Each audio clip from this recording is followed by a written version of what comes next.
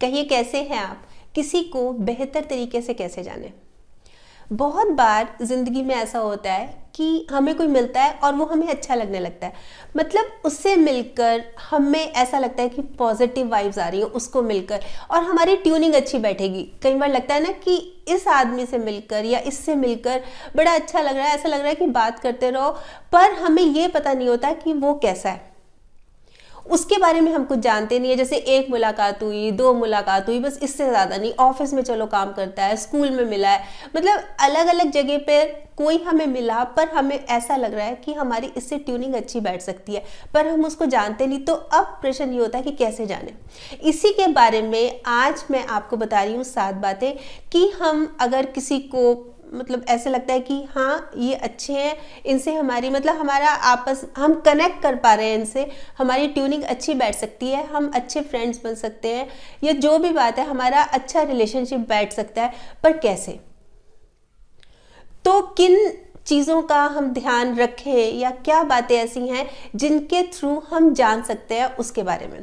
तो वो 7 बातें क्या हैं मैं आपको एक एक करके बताती हूँ। देखिए, सबसे पहले तो होता है कम्युनिकेशन।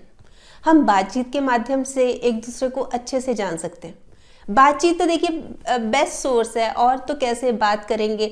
अच्छा, फिर हमें इनिशिएट भी करना चाहिए हमें खुद, क्योंकि हम पसंद कर रहे हैं ना, तो हम इनिशिएटिव लें। कैसे कि जैसे मान लीजिए मैं किसी पार्टी में गई और वहाँ पे मुझे एक कपल मिला, वो मुझे बहुत अच्छा लगा। जैसे हमने काफ़ी देर बात भी की, जो लेडी है वो भी बहुत अच्छी लगी, तो हमने अपने फ़ोन नंबर एक्सचेंज कर लिए। और घर जब हम आ गए, वो अपने घर चले गए, मैं अपने घर आ गई, तो मैं उनको मैसेज कर रही हूँ कि आपसे मिलकर बहुत अच्छा लगा, उम्मीद है हम जल्दी मिलेंगे। तो इससे क्या होता है कि हम जो हमने आपस में बातचीत की उसको हम आगे बढ़ा रहे हैं, तो ये एक माध्यम ये भी होता है। अच्छा, एक बात और कन्वर्सेशन में ध्यान रखने वाली होती है कि जब हम किसी से बात कर रहे हैं तो हमारी बॉडी लैंग्वेज बहुत ज़रूरी है। देखिए, जब हम किसी से बात कर रहे हैं, आप खुद सोचिए कि वो स्माइल भी नहीं दे रहा, वो मुंह बना के खड़ा है, वो इधर उधर देख रहा है, जैसे वो बहुत बोर हो रहा हो, तो क्या हमें उससे बात करते हुए अच्छा लगेगा? हमें खुद भी अच्छा नहीं लगेगा ना, हम कहेंगे कैसे कर रहा है ये।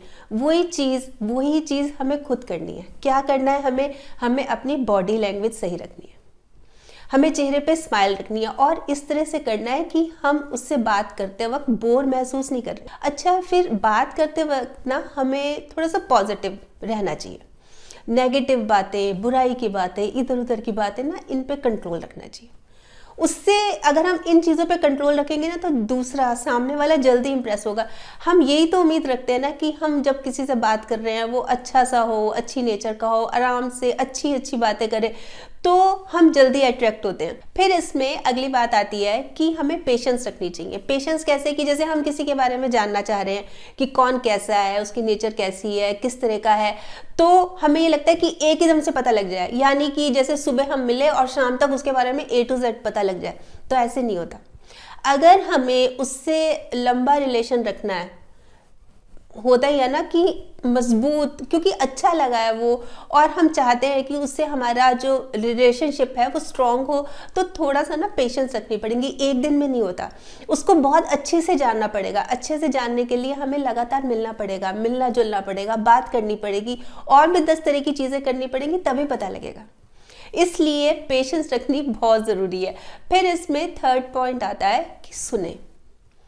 अपना ही अपना नहीं बोले जाए कि मैं वो, ऐसे नहीं है। उसकी सुने कि उसकी क्या लाइकिंग है, उसकी क्या चॉइस है, उसको क्या चीज़ अच्छी लगती है। इसमें ना बहुत तरह के क्वेश्चंस भी होते हैं कि किस तरह से हम बातचीत शुरू कर सकते हैं, क्या क्वेश्चंस पूछ सकते हैं जिसका वो जवाब देगा। ये ज़रूरी इसलिए होता है कि अगर हमारी मतलब बातें मैच कर रही हैं, थिंकिंग मैच कर रही है, तो हम अच्छे स्ट्रॉन्ग रिलेशनशिप में जा सकते हैं। और अगर हमें लग रहा है कि मैं तो हमेशा पॉजिटिव बात करती हूँ, वो हमेशा नेगेटिव बात करती है, उससे तो मेरी ट्यूनिंग नहीं बैठेगी, तो फिर पता लग जाता है। ये सब तभी संभव है जब हम सुनेंगे। बिना सुने तो देखिए, बात करना जितना ज़रूरी है उतना ही ज़रूरी होता है सुनना, और पेशेंस तो खैर है ही है ज़रूरी। फिर इसमें अगला पॉइंट आता है, बहुत ज़्यादा खुद को अवेलेबल नहीं दिखाना। मतलब थोड़ी सी ना अपने लिए आज़ादी भी रखनी है, थोड़ा सा अपने आप को फ्री भी रखना है। जैसे होता है कि मान लो मैं किसी को बहुत लाइक करती हूँ, एक लेडी है, मैं उसको बहुत पसंद करती हूँ, मैं मतलब वो जब भी उसका फ़ोन आता है, हाँ मैं फ्री हूँ, हाँ चलते हैं, चलो शॉपिंग को जाना है, कभी मार्केट जाना है, मैं हमेशा अवेलेबल हूँ, तो उसकी नज़रों में मेरे लिए वैल्यू थोड़ी सी कम हो जाएगी कि ये तो हमेशा ही अवेलेबल रहती, मतलब वो मैं खुद ही अपनी वैल्यू कम कर रही हूँ। और उसने कहा हाँ ये चीज़ अच्छी, हाँ बहुत अच्छी है, ये अच्छी है, हाँ ये तो और भी अच्छी है, तुम्हारी चॉइस बहुत अच्छी है, अपनी भी चॉइस लगाओ। हाँ ठीक है, हम किसी को पसंद कर रहे हैं, हमें कोई अच्छा लग रहा है, हम उसके बारे में और ज़्यादा जानना चाह रहे हैं, पर ये भी नहीं होना चाहिए कि उसकी सारी बातें, सब बातें एकदम सही हैं, हाँ एकदम यस मैन हम उसके बन गए।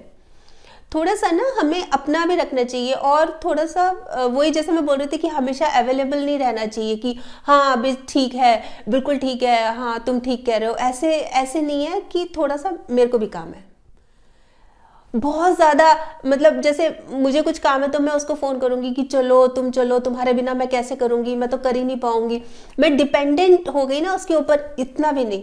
तो इस चीज़ का भी ध्यान रखना चाहिए। फिर इसमें आता है अगला पॉइंट, यानी 5वां पॉइंट, कि हम फीलिंग शेयर करें। देखिए जब तक हम फीलिंग नहीं शेयर करेंगे, अपना नहीं बनाएंगे, तो कैसे पता लगेगा। कई बार होता है ना कि हमने कुछ बातें शेयर की, पर बहुत ज़्यादा अपनी जो पर्सनल बातें हैं ना, बिना जाने समझे भी शेयर नहीं करनी चाहिए। कई बार हम कर देते हैं कि चलो हाँ ठीक है, इसी बहाने ना वो भी अपनी बातें बता देगा, तो ऐसे नहीं करते, ऐसे नहीं करना।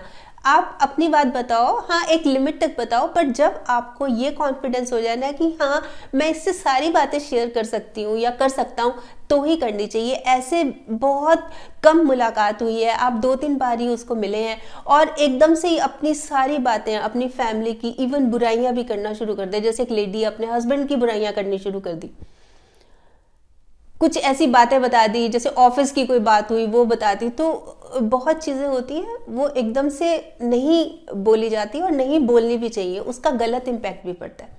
हो सकता है वो लॉन्ग रन में वो आदमी अच्छा ही ना हो और वो उस बात का मिसयूज़ करना शुरू कर दे, फ़ायदा उठाना शुरू कर दे, फिर क्या फ़ायदा हुआ।